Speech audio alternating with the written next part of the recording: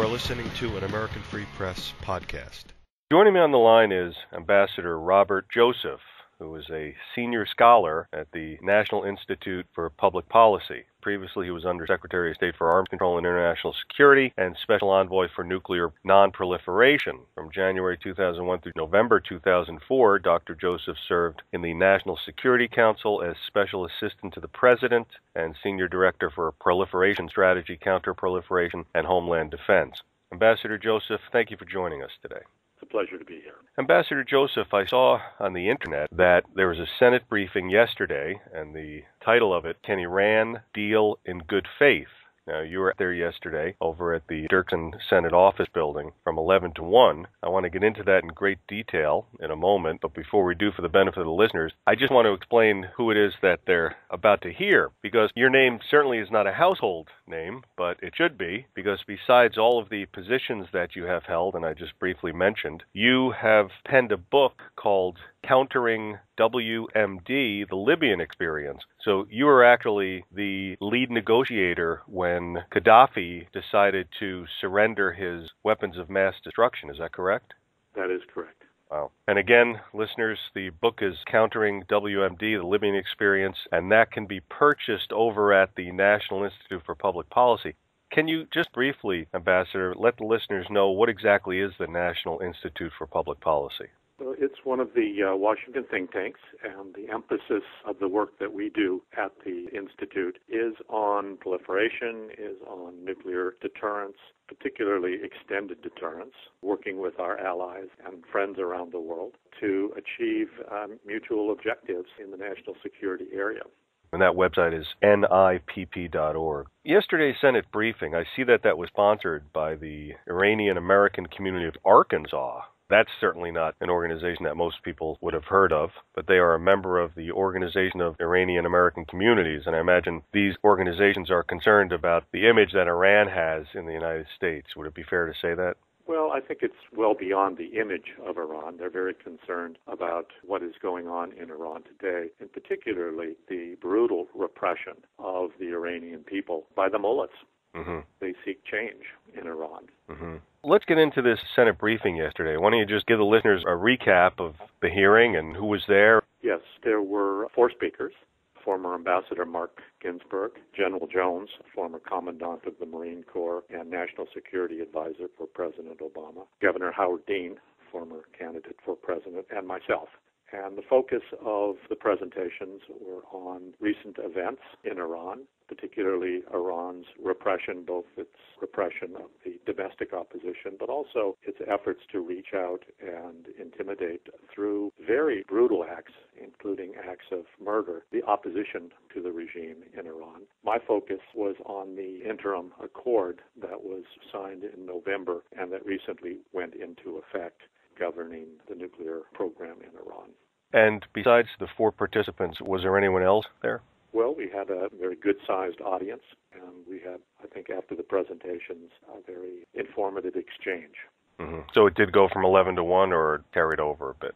It ended around 12:30. It went for about an hour and a half. Do you personally feel that Iran at this point has developed nuclear weapons? Well, I think Iran has demonstrated the technical capability to have a nuclear weapon once it makes a political decision to do so. Whether or not they have made that political decision, it is unclear. I think General Clapper, the head of the U.S. intelligence community, testified just yesterday up on the Hill that Iran had the capability. It was only lacking the decision to move forward. My sense is we won't know when that decision is made. It could have already been made.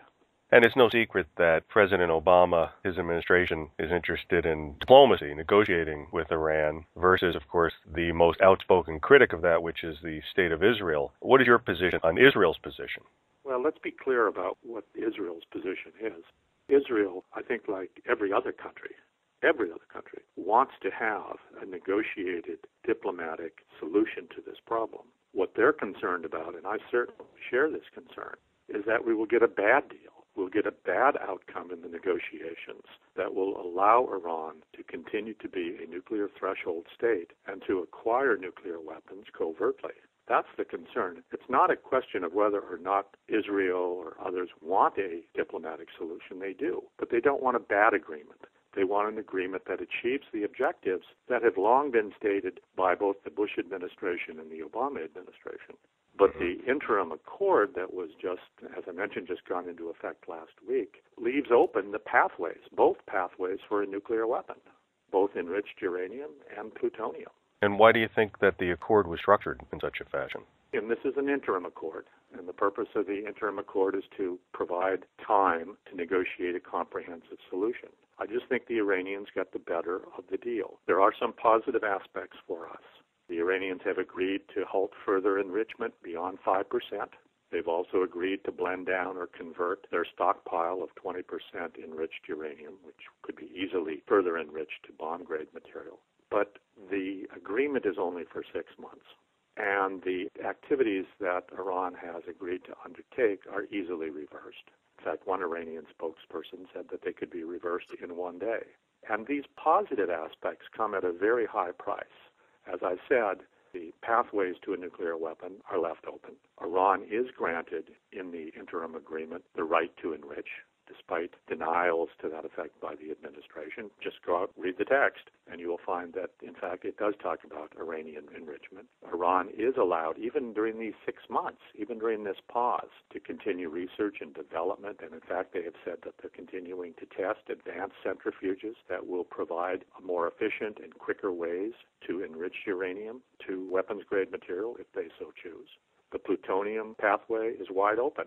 The 6-month agreement does preclude Iran from installing certain equipment into the plutonium reactor that they're building at Iraq, but they probably wouldn't have done that anyway in the next 6 months. And the Iranians, again, have made very clear, very explicit, that they're continuing with that construction.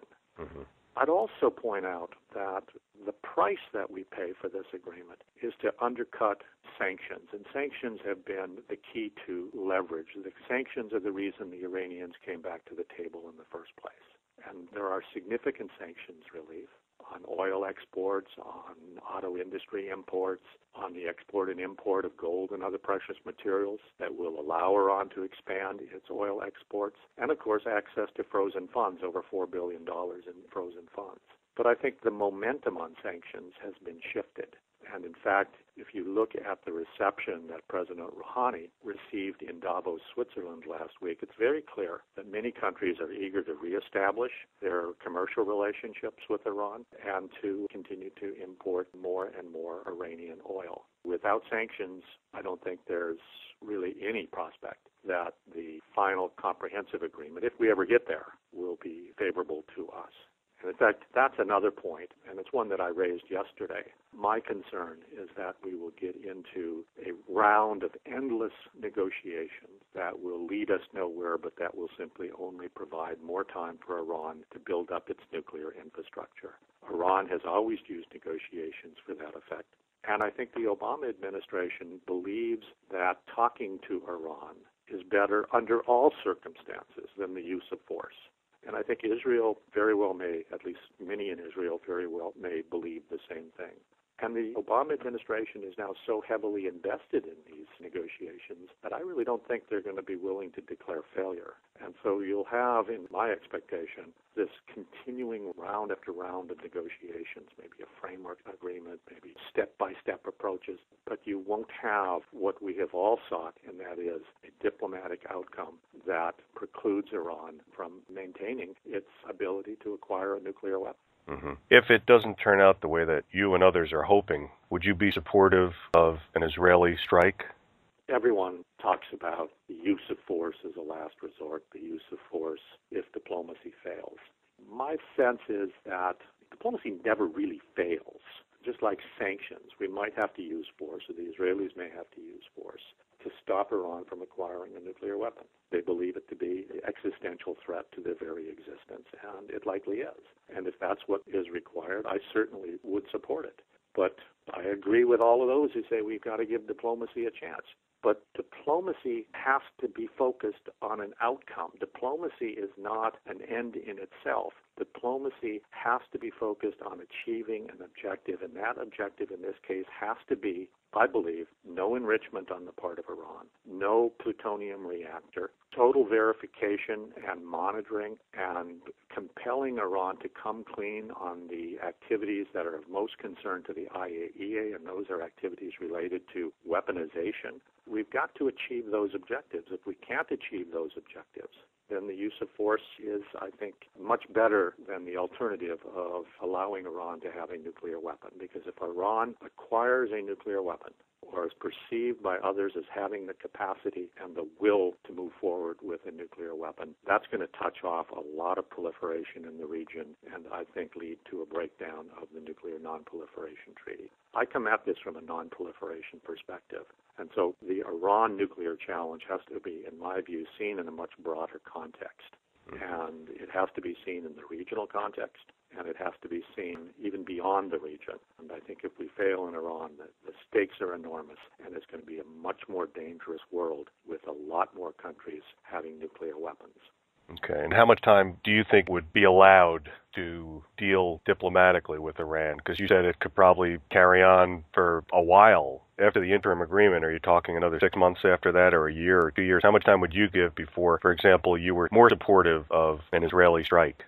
Time is always difficult to judge. One has to look at where we are now. Are we headed in the right direction? President Obama, in his State of the Union address, said that American diplomacy, and this is almost a quote, I don't have the language in front of me, but American diplomacy has halted the progress of Iran's nuclear program. That is simply not true. That is simply not the case. As I said, the agreement leaves open both pathways to acquiring fissile material for a nuclear weapon. The agreement does not compel Iran to come clean on its past weaponization activities. It undercuts the sanctions regime. I think we're on a path to failure. I can't tell you, is it a month, is it 2 months, is it 3 months? But once we see the negotiations failing, I think clearly the imposition of more sanctions is required. And if we get to the point where Iran is on that threshold of acquiring a nuclear weapon, force is entirely justified. Remember, we have 5 or 6 UN Security Council resolutions that have demanded that Iran cease its enrichment and its construction of the plutonium reactor in Iraq, which is a location in Iran, to be clear.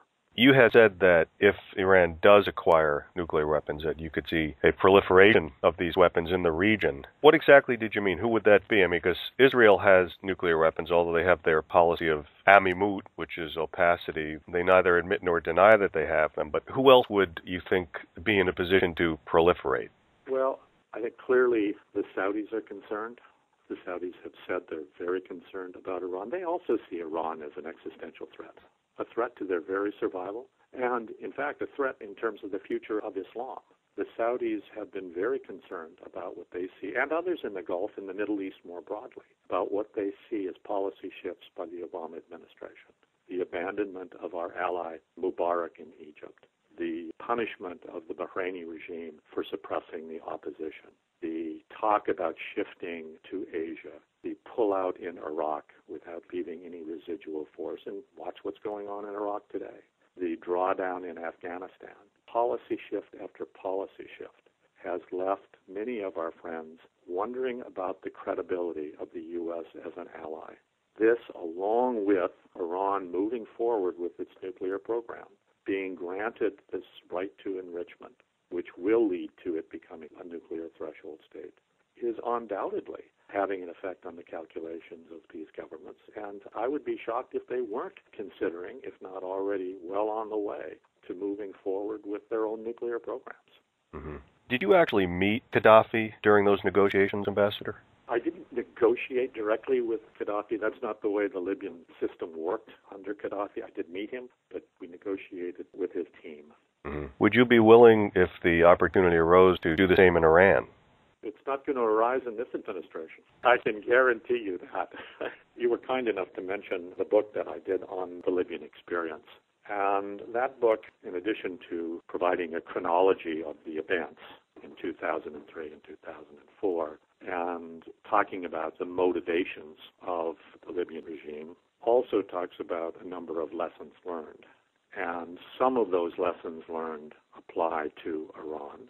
Iran and Libya are different.